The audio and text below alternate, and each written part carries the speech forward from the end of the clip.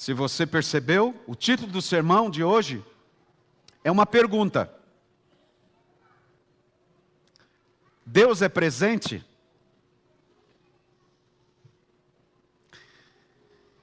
E esse título não foi escolhido por acaso. Eu trouxe para cá porque é realmente para a gente pensar e refletir. É o ponto de partida, essa pergunta: Deus é presente? Para nos tirar de uma zona de conforto e talvez até do nosso vazio existencial. Mas muito mais do que isso, esse título tem como ideia uma mudança de atitude. E agora eu quero ver com vocês algumas perguntas. A presença de Deus é um presente para você? Ou a presença de Deus incomoda você? Porque algumas coisas que às vezes você pretende fazer, se você está na presença de Deus, você não fica confortável. E nota que eu não estou falando da capacidade de Deus em ser onipresente. Porque a pergunta não é, Deus está presente? Não é essa a pergunta que eu estou fazendo. A pergunta que eu estou fazendo é, Deus é presente. Não é Deus está presente. Isso quer dizer, você sente que Ele tem uma relação pessoal e prática com você? Muito mais do que um ambiente religioso ou um culto religioso. Na prática, Deus tem um relacionamento com você? Jacó se agarrou a Jesus e não quis deixá-lo ir sem ter a certeza da bênção, da presença de Deus. Jesus clamou pela presença do Pai. O pecado e a opressão da cruz tentaram afastá-lo do Pai. O salmista eleva a importância de estar sempre na presença do Senhor. Em um momento de grande frustração, os dois discípulos, enquanto caminhavam para Emaús, não perceberam a presença de Jesus. No início da história da humanidade, lá no Jardim do Éden, Deus vai atrás do casal, para que não fiquem sozinhos. Os discípulos recebem a promessa, que é a nossa promessa também, de que Jesus estaria sempre conosco. A presença do Senhor no santuário, Êxodo 25:8. Me faça um santuário para que eu possa estar no meio de vocês. E esse no meio de vocês não é somente a presença física, do espaço físico. É o espaço emocional. Presença emocional. Deus está presente. Emanuel é Deus conosco. O Espírito Santo é o nosso Consolador, prometido por Jesus para estar sempre conosco. E algo que eu preciso responder para mim. E eu quero que você responda para você. Você tem experimentado a presença de Deus em sua vida? Em que momentos? Você acredita que Deus está sempre com você? Existiu algum momento em que você sentiu a ausência de Deus? Quando foi isso? Você tem praticado a presença de Deus? Como que você tem praticado a presença de Deus? Quando Nicolas observou no inverno uma árvore com seus galhos secos sem folhas, considerou que dentro de pouco tempo suas folhas seriam renovadas. E depois que as flores e frutos apareceram, ele recebeu uma visão da providência e do grande poder de Deus. E que nunca mais foi apagado da sua mente. Essa visão o libertou perfeitamente do mundo. E despertou nele um amor por Deus, que aumentava a cada dia. Isso mudou a sua vida. Nicolas entrou no convento em Paris como irmão leigo. Ele não tinha educação suficiente e necessária para se tornar um clérigo. E recebeu o nome religioso Irmão Laurence da Ressurreição. Irmão Laurence. Ele passou quase o resto de sua vida dentro dos muros do convento, trabalhando na cozinha a maior parte de sua vida e como reparador de sandálias nos últimos anos. No entanto, apesar ou talvez por causa da sua posição um tanto humilde, seu caráter atraiu muitos para ele. Ele era conhecido por sua profunda paz e muitos vieram buscar a orientação espiritual dele. A sabedoria que ele transmitiu, irmão Laurence, a eles, em conversas, em cartas, mais tarde se tornaria a base do livro que você está vendo aí, A Prática da Presença de Deus. Porque o irmão Laurence foi conhecido como o homem que vivia a prática da presença de Deus. Tornou-se popular entre os católicos, mas não somente entre os católicos. Também entre os protestantes, como John Wesley e A. Tauser, entre os que o recomendaram e o seguiram. Já idoso e quase no final de sua vida, foi-lhe perguntado, se começasse novamente seu ministério, qual seria a sua prioridade? O velho religioso então respondeu, pregaria a prática da presença de Deus todos os dias. Essa foi a resposta de Laurence. Agora vá comigo, por favor, para o texto que nós indicamos no começo dessa mensagem. Vamos lá, João capítulo 11. Primeiro vamos ler o verso 21. Disse, pois, Marta a Jesus, Senhor, se estiveras aqui, não teria morrido o meu irmão. Verso 32. Quando Maria chegou ao lugar onde estava Jesus, ao vê-lo, lançou-se-lhe aos pés, dizendo, Senhor, se estiveras aqui, meu irmão não teria morrido. Verso 37. Mas alguns objetaram, não podia ele que abriu os olhos ao cego fazer este não morresse? Feche teus olhos por alguns segundos aí. Nós acabamos de ler a tua palavra, Senhor. O que isso quer dizer para nós?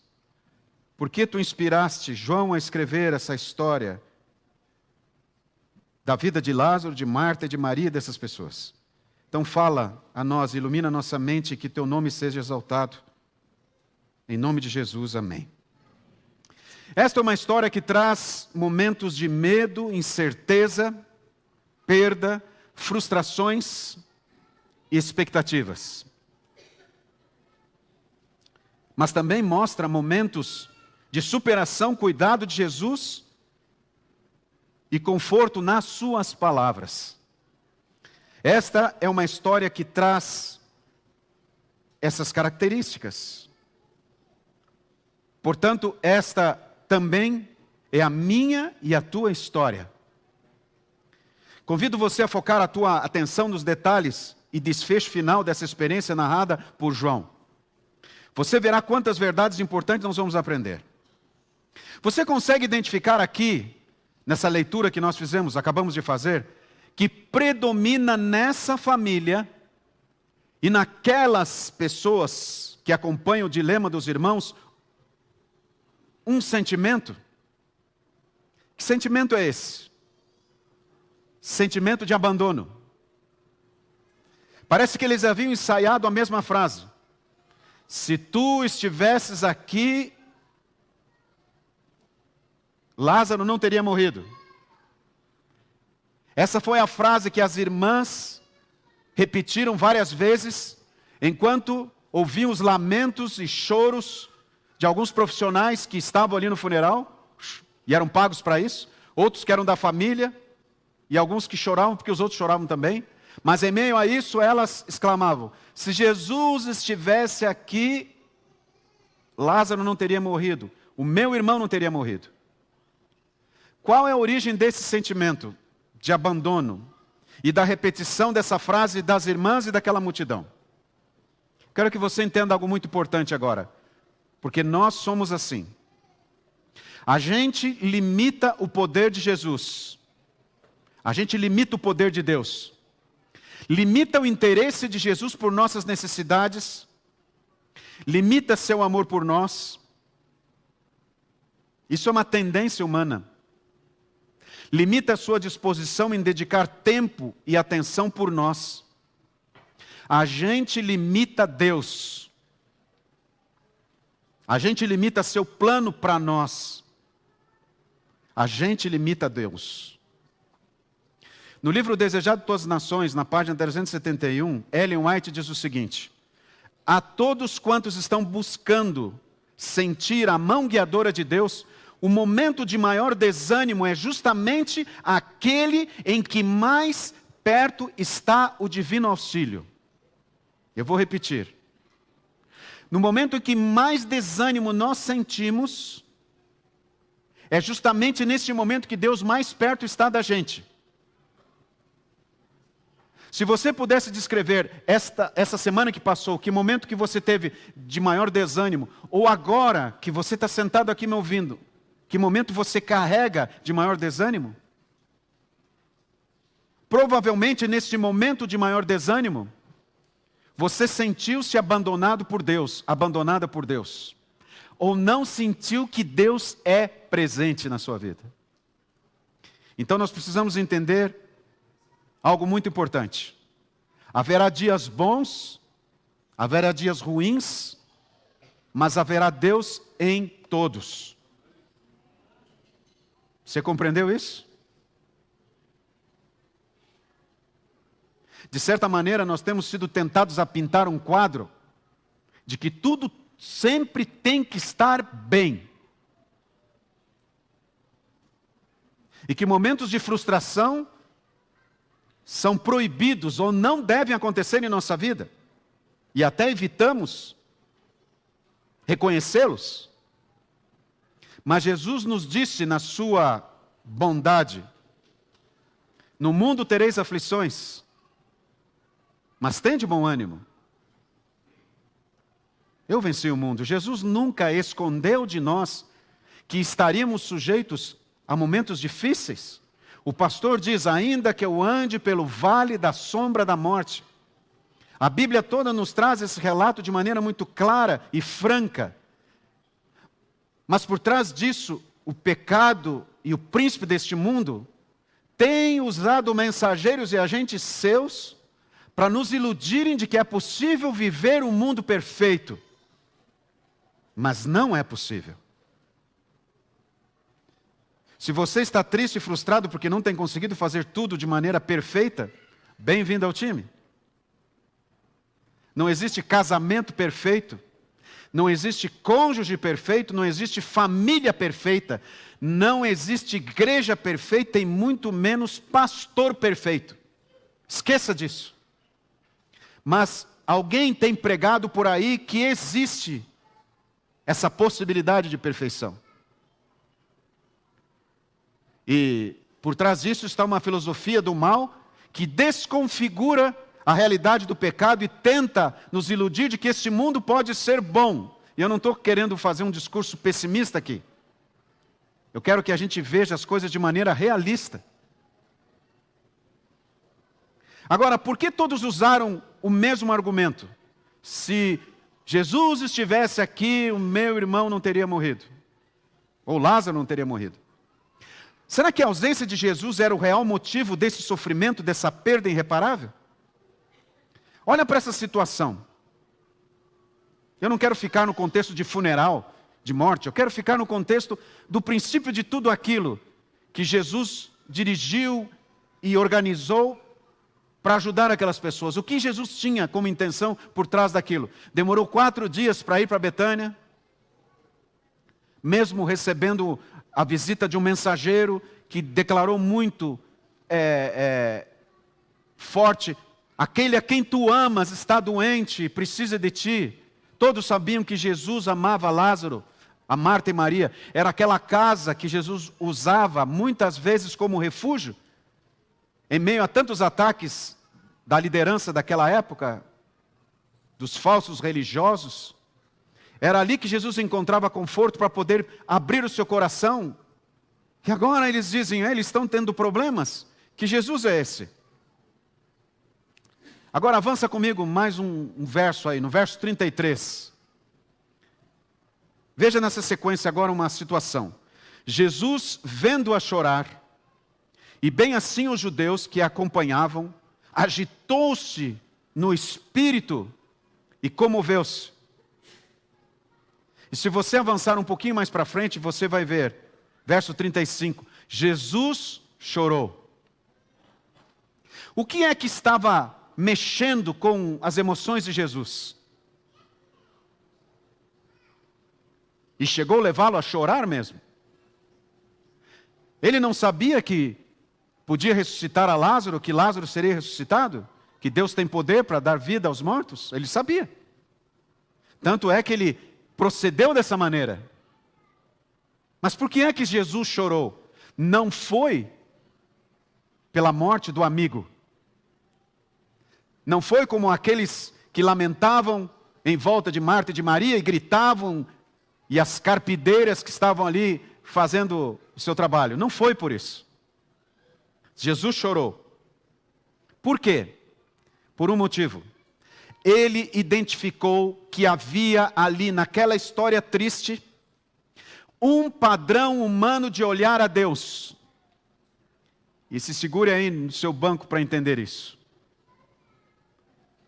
As pessoas que estavam ali, algumas que não gostavam de Jesus, aqueles irmãos que gostavam de Jesus, os religiosos que estavam ali, os discípulos, todos, viviam o mesmo padrão de olhar a Deus.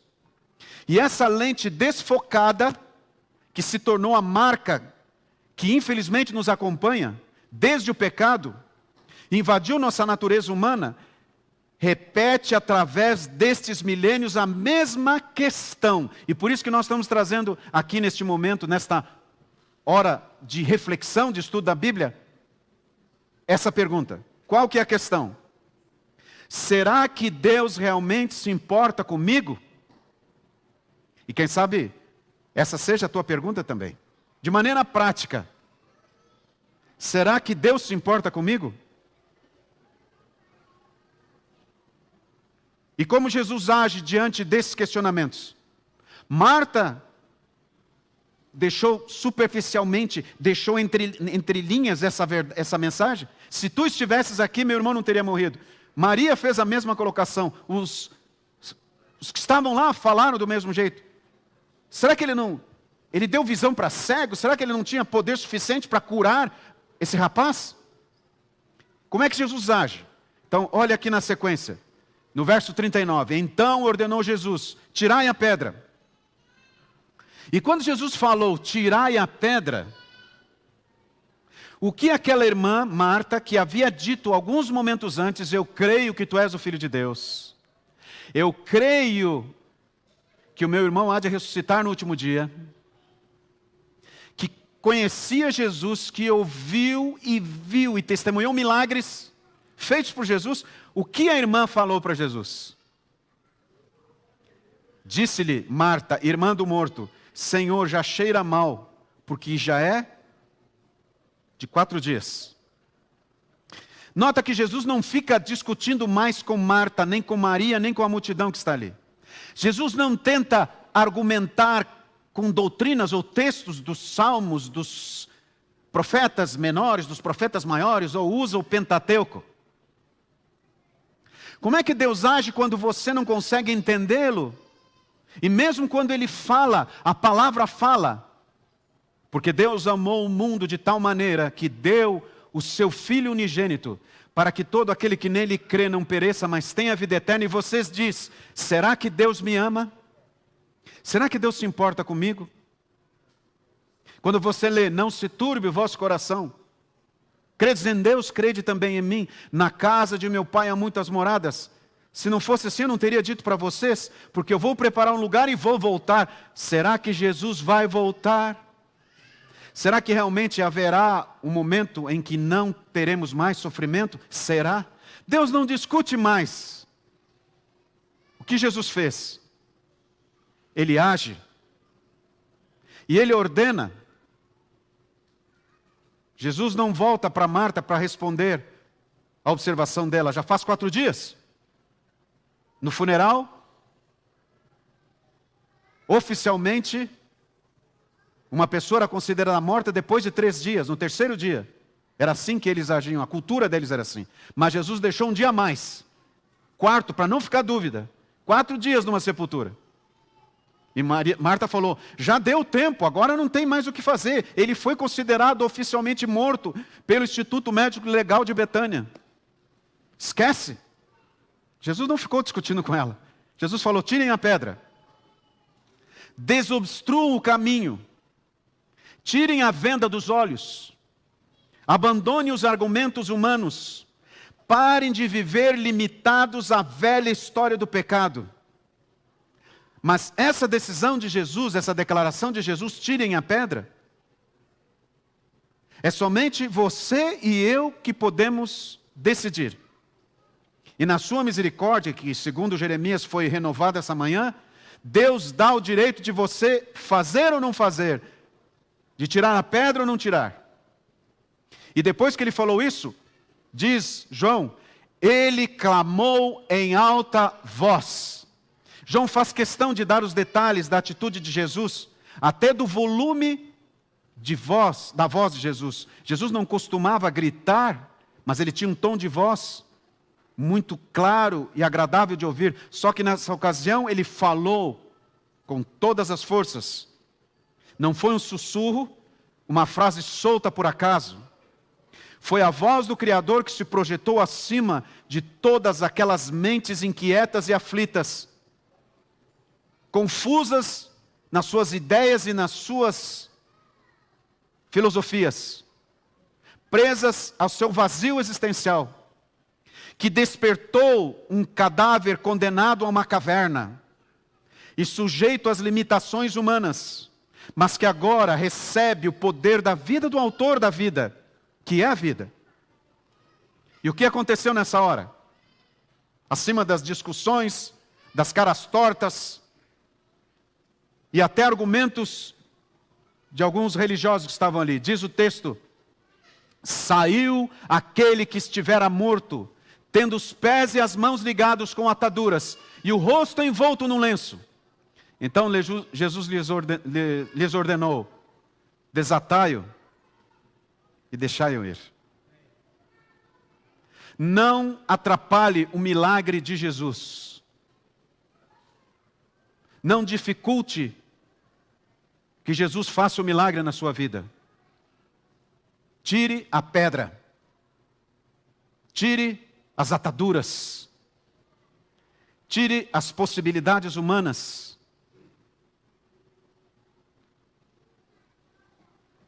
Isto não estava descrito em manuais de medicina da época? Alguém voltar à vida depois de 4 dias, depois de ter sido considerado morto? É um absurdo. Não fazia parte da lógica e finitude humanas. Agora, e se não dá para explicar, é melhor então não aceitar. Nós seres humanos argumentamos, não? Não aceita porque não dá para explicar. Então, se é impossível para um homem voltar à vida depois de estar morto 4 dias, obviamente, nós andamos para um caminho na sequência. É impossível também Deus se importar comigo, resolver meu problema? Quem é Deus para se importar comigo? E o que Deus pode fazer por mim? Note, por favor, que a descrença, que a dúvida começa lá, bem atrás. Quando você começa a limitar o poder de Deus. Maria acreditava em Jesus e amava Jesus, e Marta também. Mas para aquela família, Jesus só tinha poder para curar. Não tinha poder para ressuscitar. Que tipo de limitações você tem colocado para Deus? A restauração da tua vida tem sido essa? Restauração do teu casamento, da tua saúde emocional? Você é fruto de um lar com problemas? Alguém que te machucou? Teu pai, a tua mãe? Um ambiente difícil? E você diz, eu não tenho jeito. Já viu essa frase? Eu não tenho jeito. Eu não vou melhorar. Então eu quero te dizer, em nome de Jesus, o poder de Deus não tem limites. Amém, igreja? Se você não lembrar de tudo que eu estou dizendo nesta manhã, não esqueça disso. O poder de Deus não tem limites. Qual que é o problema então? Nós limitamos o poder de Deus. E Deus, muitas vezes, na sua bondade, respeita a minha decisão. Quando eu olho e limito o poder de Deus, eu começo a entender que a alternativa de Deus para mim não é lógica, suficiente para me convencer a acreditar. Sim, processo de alguém ser transformado, a minha natureza, o meu pecado, eu vou viver de qualquer jeito. Eu começo a me sufocar, uma religião sem gosto, sem alegria. Aí eu começo a viver de maneira paralela com outras coisas que não agradam a Deus, para tentar um pouquinho aqui me realizar aqui, já que não me realizo na minha religião. Prefiro continuar acreditando que a pedra já bloqueou a sepultura por tempo suficiente para eu acreditar que 4 dias significam que não tem mais solução. Porque é assim que eu entendo, é assim que me ensinaram, é assim que eu aprendi, e é assim que a cultura da sociedade que eu vivo prova. Mas eu quero te dizer em nome de Jesus, e com muito carinho, que talvez você esteja vivendo uma mentira há muito tempo. Por 2 vezes Jesus tenta explicar a Marta que a solução ainda era Ele. Mas por 2 vezes ela insiste em limitar e adiar o milagre. Para ela, Marta e aquela comunidade, o tempo de Deus já havia passado e agora a morte é quem estava no controle e acabou. Mas escuta aqui, olha para mim, por favor. O tempo de Deus e o poder de Deus não estão limitados quando selam a sepultura como uma pedra, ou os dias passam. Amém? O poder de Deus não está limitado aos dias que passaram, a uma pedra que os homens colocaram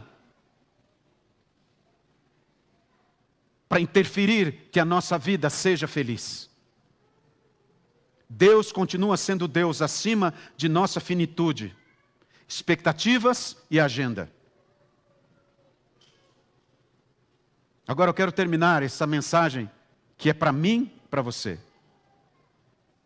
convidando você para entender o seguinte: talvez você trouxe consigo para cá nesta manhã, neste momento que você assiste esse sermão, essa mesma ideia daquelas pessoas que estavam na frente do túmulo de Lázaro.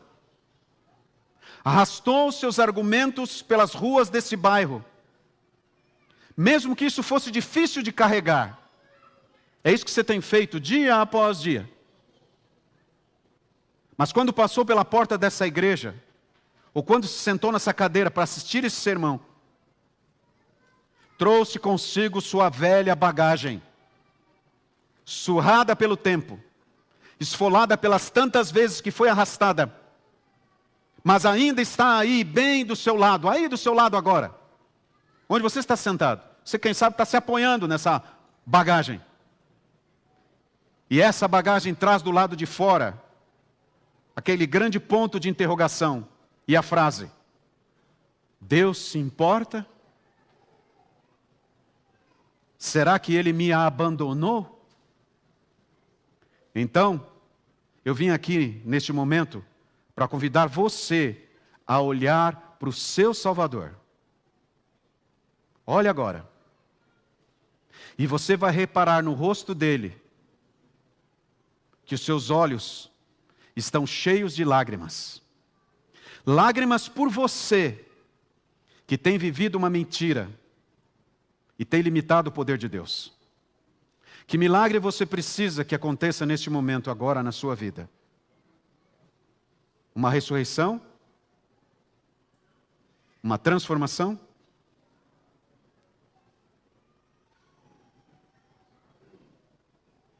Jesus, como fez com Marta, não vai tentar argumentar com você e convencer você. Ele apenas vai dizer: tire a pedra que está atrapalhando você de viver. Olha o que o salmista diz no Salmo 119, verso 50. O que me consola na minha angústia é isto, que a tua palavra me vivifica. Isaías capítulo 26, verso 3, o profeta escreveu: Tu, Senhor, conservarás em perfeita paz aquele cujo propósito é firme, porque ele confia em ti. E ele completa: confiai no Senhor perpetuamente, porque o Senhor Deus é uma rocha eterna. É essa rocha que precisa fazer parte da sua vida. Não aquela pedra que um dia colocaram no teu caminho. Aquela rocha, aquele argumento, aquele conceito, aquela ideia. Jesus pode sim fazer esse milagre que você precisa. Acredita no tempo dele, que talvez seja mais do que 4 dias, mais do que a agenda que você colocou para Deus. Confia, porque ele fará. Em uma das minhas férias, no tempo que eu fazia faculdade de teologia, no verão de 1985, eu estava havia terminado o 3º ano e fui comportar em Porto Velho. Não fui com uma equipe, fui com alguns colegas. Mas havia alguns desafios na cidade. Aquele tempo só havia a rua 7 de setembro asfaltada, as outras ruas não eram asfaltadas. 1985. O que imperava lá era a exploração da madeira, mogno, cerejeira, tinha muito disso lá, e ouro. Na 7 de setembro havia muitas lojas que negociavam ouro. E eu fui todo empolgado vender para lá, mas quando eu cheguei na cidade para apresentar os meus livros que eu precisava vender nas férias para pagar os meus estudos, eu tinha que voltar para o IAE, lá em Itapecerica da Serra. Eu percebi que a maioria deles já tinha o material, já tinha recebido esse livro. Ninguém me falou, mas o responsável por aquele ambiente já havia enviado uma equipe de comportores para lá. E eu pensei, acabou minhas férias. Viajei, tudo isso, fui até Cuiabá, foram 3 dias de viagem de ônibus. Porque eu viajei de São Paulo a Cuiabá, chegou em Cuiabá, fomos num lugar, na rodoviária, tem um lugar para você até tomar banho lá, depois pega outro ônibus para Porto Velho, são 3 dias. E agora eu chego aqui, essa situação. Mas eu sabia que Deus havia me conduzido para lá, porque eu tinha orado por isso, nós tínhamos feito um planejamento. E eu orei uma vez, mas eu saía para o meu trabalho e parecia que eu estava sozinho. E eu muitas vezes perguntei, será que Deus me abandonou? E eu questionei. E eu argumentei, e eu briguei com Deus. E eu dizia, se Deus não me abandonou, então, por favor, me ajuda. E todas as casas que eu ia, todos os lugares de comércio que eu ia, eles me diziam, já foi, já não tem mais. Ninguém queria. Eu falei, eu vou embora, estou perdendo, eu vou embora. E aí, algo me disse, vai, não desista, filho. E eu levantei uma manhã, eu orei e fui. E eu entrei numa casa e uma senhora disse, olha, eu também já tenho esse material, mas é o seguinte, você já foi na esplanada do governo que tem aqui? Eu falei, não. Falou, fica em tal lugar, era muito longe dali. ficava fora do centro onde eu estava trabalhando, onde ficavam as secretarias de governo. E ela disse, vai lá. Todo mundo que vem para cá nunca vai nesse lugar. E eu fui. Foi o primeiro dia, o segundo dia, o terceiro dia, o quarto dia. Em 15 dias eu consegui todo o valor que eu precisava para pagar a minha faculdade o ano todo. Em 15 dias. Eu tive que esperar um pouco para acontecer isso. E a gente tem aqui os comportores que estão trabalhando. Mas a gente pensa em desistir, né? Não desista. Eu não estava sozinho. Deus tinha um milagre para mim. Salmo 139 diz, para onde poderia eu escapar do teu espírito? Para onde poderia fugir da tua presença? Se eu subir aos céus, lá está. Se eu fizer a minha cama na sepultura, também lá estás. Se eu subir com as asas da alvorada e morar na extremidade do mar, mesmo ali a tua mão direita me guiará e me sustentará. Você entende isso? Não existe lugar que Deus não possa estar. Mas às vezes você tem limitado o poder de Deus e não tem permitido que Deus seja presente na tua vida, porque você não deixa e não quer. Você quer decidir hoje tirar a pedra que está atrapalhando isso? Haverá dias bons, haverá dias ruins, mas haverá Deus em todos. Paulo diz em Coríntios, capítulo 2, verso 9, aquilo que você nunca viu e nunca ouviu, é o que Deus tem preparado para aqueles que o amam. Escuta isso.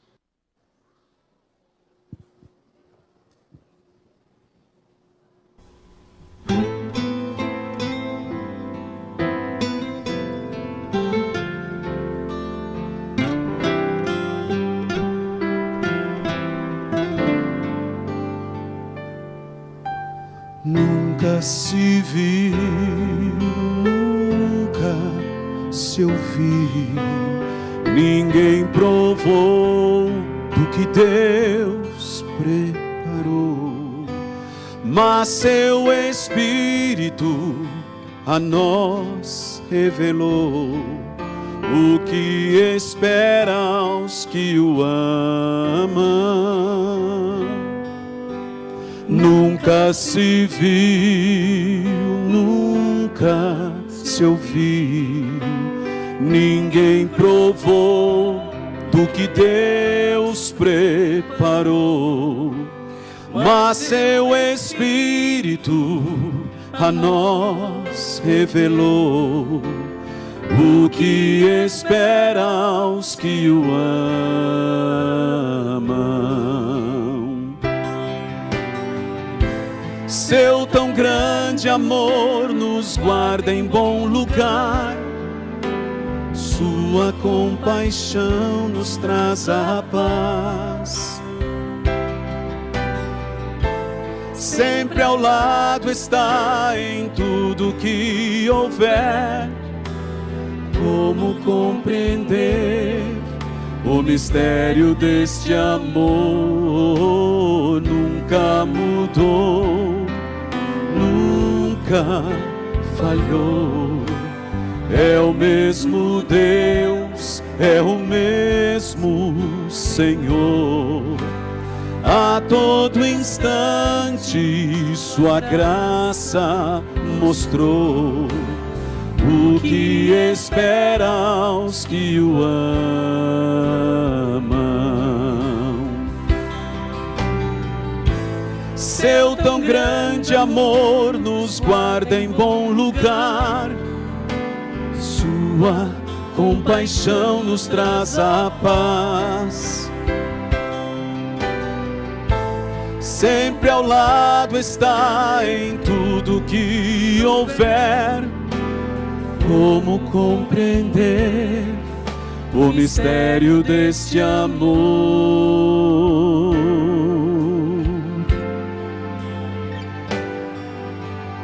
Tu és fiel, Senhor, ó Deus eterno.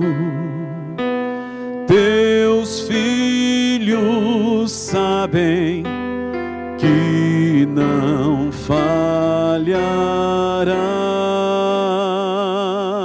nunca mudaste, tu nunca faltaste, tal como era, assim sempre serás. Igreja, amém. Louve a Deus, tu és fiel. Amém. Dia após dia, vocês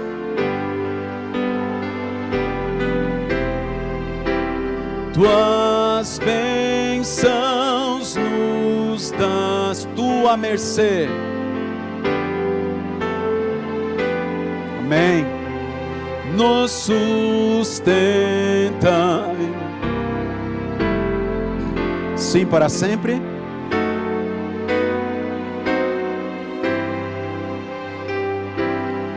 Fiel serás.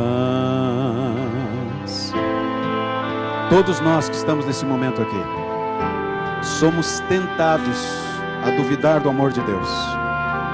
Essa é a maior estratégia de Satanás.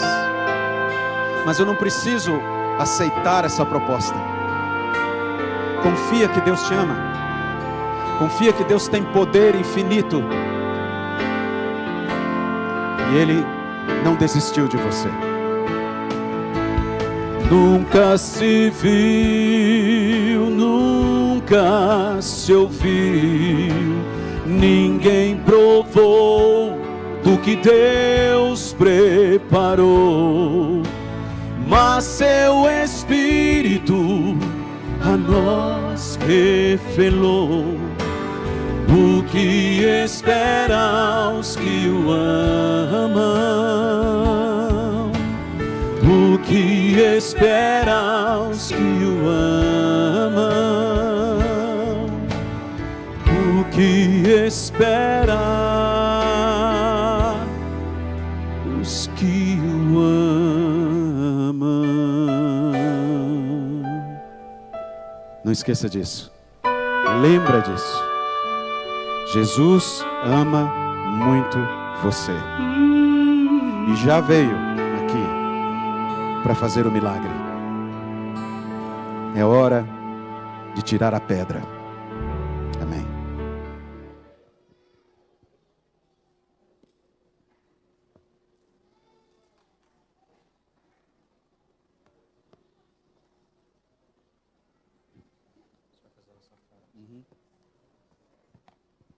Vamos ficar em pé, vamos cantar o hino número 117, Infinita Graça.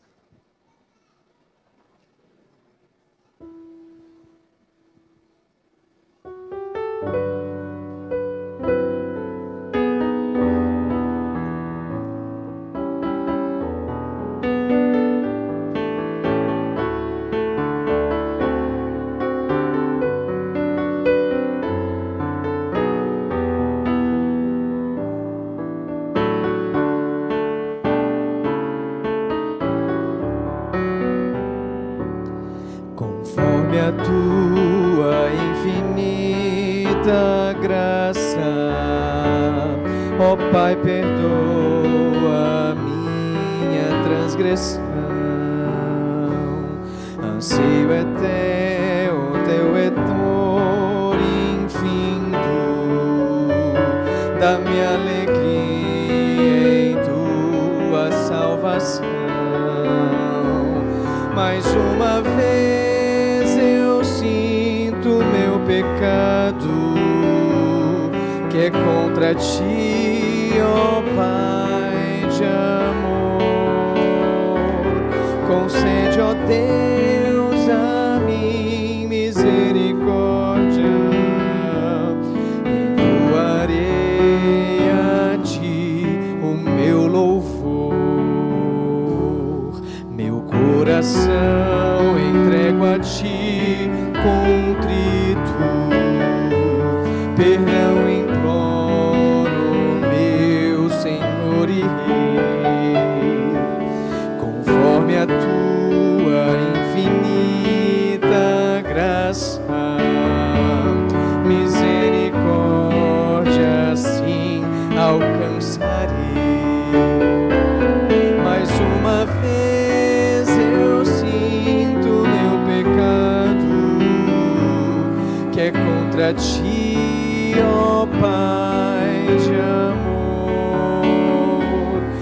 concede, ó Deus, a mim misericórdia, e entoarei a ti o meu louvor.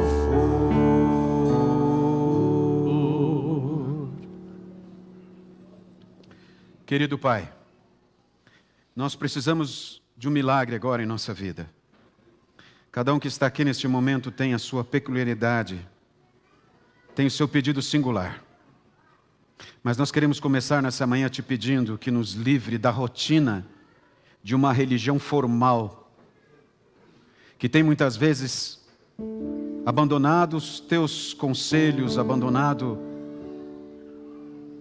a tua proposta, abandonado o plano da redenção para viver de alguma maneira paralela outros interesses. Alguns de nós temos perdido a confiança em Ti, temos limitado o Teu poder, o Teu amor por nós. Restaura-nos, Senhor. Perdoa-nos por isso. E ajuda-nos a remover a pedra que tem impedido que nós testemunhemos o milagre. Obrigado por nos amar e por não desistir de nós e por vir para nos libertar. Abençoa agora a Escola Sabatina e a programação, que continuamos a Te adorar. Em nome de Jesus. Amém.